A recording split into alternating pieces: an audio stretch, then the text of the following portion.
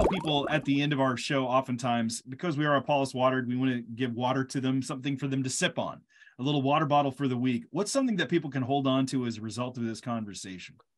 Well, I'll say this as we kind of wrap this up, is that, this was a hard book to write. I didn't want to write this book because it's a hard topic.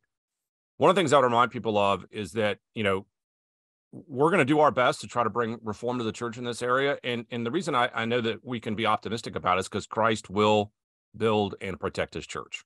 And so I think, the listener might leave this conversation sort of discouraged because, wow, there's these problems out there and the church isn't handling abuse maybe as they should. But I also want to remind them they should be encouraged, not because the church always does things right, but they don't, but because the head of the church is actually still Christ.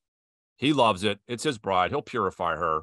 And someday he'll bring her home. And so I think we just can keep that optimism in mind in the middle of our desires to see change. Well, even as you said before, this isn't anything new. Even we look over the New Testament and there's all of these different examples of saints that were pretty sinful in situations in which they find themselves. And yet God continued to work, or as D.L. Moody said, he can make a straight line with a crooked stick. And so that's a good word of encouragement. Mike, I want to thank you for coming on the show. How can people follow you and learn more about what you're doing? Yeah, so my website is it's called Canon Fodder, which is a pun, obviously, because it's the biblical canon. But the URL is just MichaelJKruger.com. They can Google it; they'll find it.